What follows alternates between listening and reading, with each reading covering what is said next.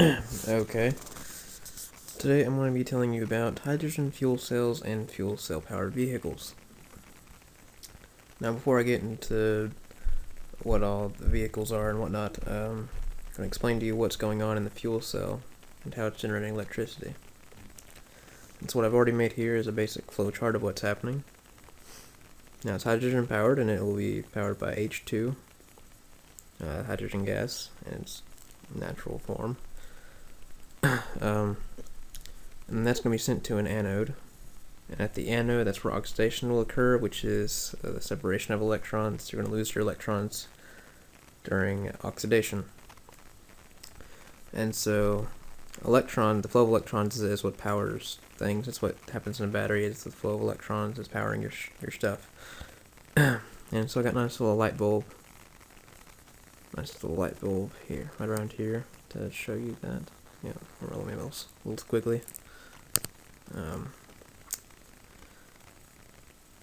And so, once it goes from the anode, you're left with some protons or hydrogen ions, and so these go to the PEM, which is a polymer electrolyte membrane, and that's basically what that means is only protons can flow there through that. Electrons can't go through that, and that keeps your efficiency up. I don't know what that outside word's doing there. Okay, anyway. God, what's all this random crap in here? The PEM, I don't know where that came from. Anyway, once it goes from there to go to the cathode, which is where reduction occurs, which is the gaining of electrons, and so then your hydrogen ions and your electrons will come back and reform H2, and then oxygen from the outside air will come in right outside the cathode, and that will combine into H2O, which is your output, which is awesome compared to like carbon monoxide and greenhouse gases. All you get is some good old H2O. Now, of course, this reaction here does not produce that much electricity, and so in cars you have a huge stack of these. Well, it's not huge, but you have a lot of them, like hundreds of these, and inside a nice little cell here. I'll go ahead and scroll down to the diagram that Honda has for its fuel cell vehicle.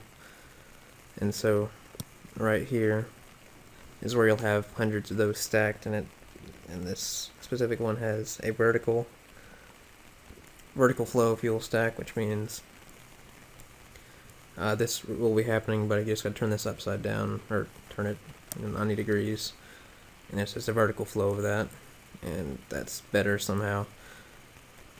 A lot of these sites don't go into great detail on how this stuff works. So, anyway, back to that. Then how will this power the car? Well, you have your battery here, you got your storage tank here, then you have, this diagram's terrible. This is your motor, and this is how dictating the flow of things. And so, whenever you're driving, you have your motor right here, as I showed earlier, and it will be receiving power from both the battery and the fuel cell directly. And it's this thing right here that's dictating how much is coming from it directly and how much is coming from the battery. And so that's how it works to move the vehicle and whatnot. And so, basically, why don't we have these kind of cars now? This seems awesome. Well, for one, all this stuff is pretty expensive right now. Toyota plans to come out in 2015 a fuel cell vehicle for the public. The Honda FCX Clarity here. You can lease it for 3 years at $600 a month, which comes out to about $22,000 after 3 years, which is quite a bit. And you just lease it, not like you own the car after that. And plus, after 3 years, the car will almost have gone through its entire life cycle. So obviously, these cars don't last very long. they have estimated 75,000 miles or 2,500 hours of operation.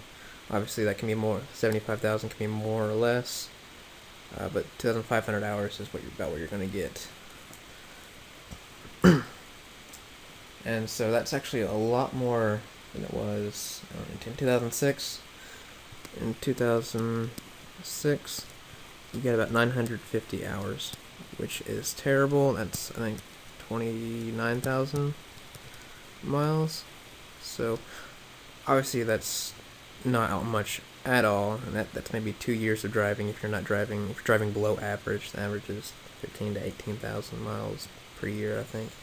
So that's not going to last very long, and so I wish I knew where these numbers are coming from. I think this is 2009, maybe. Information 100 is old. That might be the day. That might be. This data may be from 2013. I wish I knew. But anyway, the current data, the most recent data you'll see generally 75,000 miles, and I've seen 2,500 hours.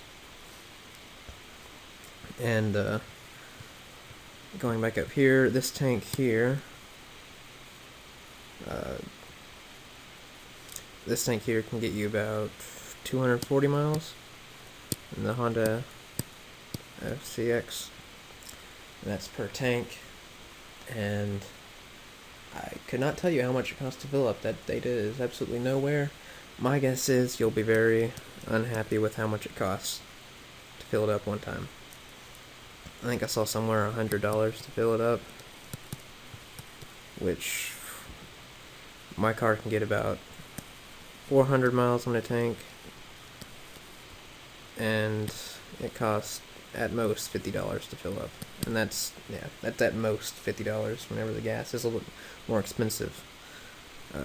My car isn't fantastic. It gets about 26 mpg. It's not anything insane.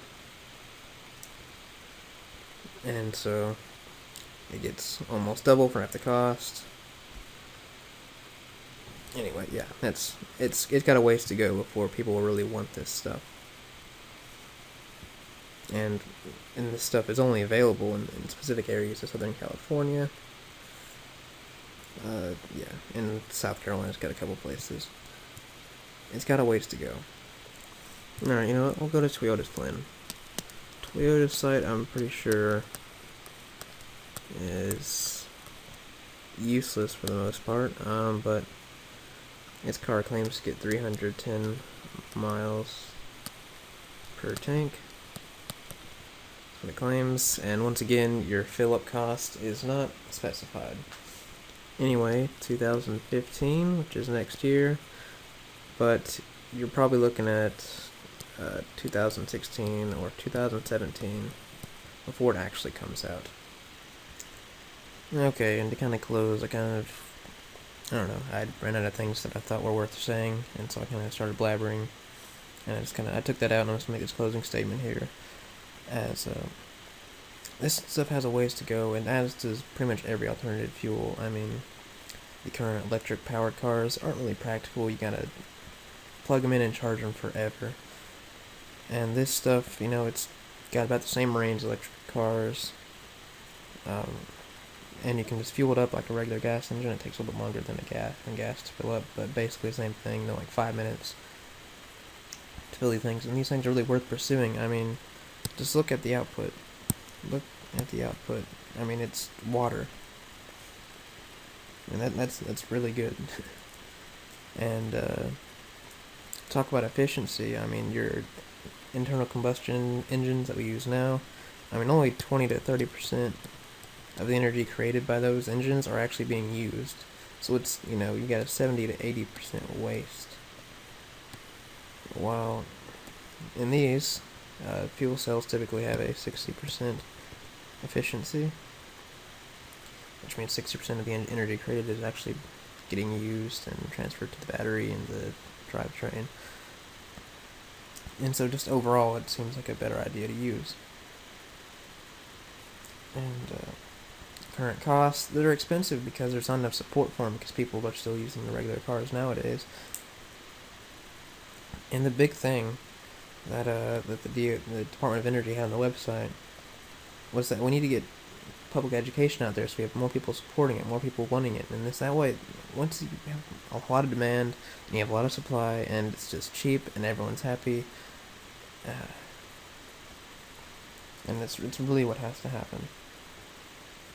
Is to educate people, and that's why I'm making this video. There's not a whole lot of education on how this works and how it works in cars, and where we're at currently. No, most people don't know this kind of stuff, and we just got to get this education out there.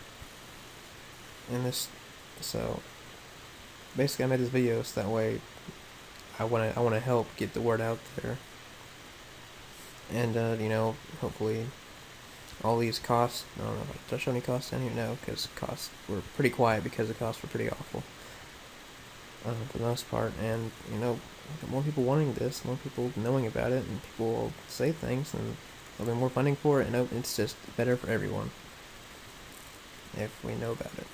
And that's all it takes, is just informing people. Yeah. I mean, in my history class, European history, it's like education was a bad thing way back in the day. Well, to people in power, because when people are educated, they would realize how terrible the leader is to them, basically. And that's basically what this does. This shows how terrible, gas cars are, which is what we use every day. And if we inform people, people will be like, hey, we want some of this new stuff. I mean, it outputs water, for God's sakes. Why wouldn't anybody want this? This stuff is great. And so just education, it's a very powerful thing. That's why I made this video, and I hope you learned a thing or two. And I'm sorry if I got off topic and stopped being interesting for a while. This is my first time doing this kind of thing. Anyway, thanks for watching.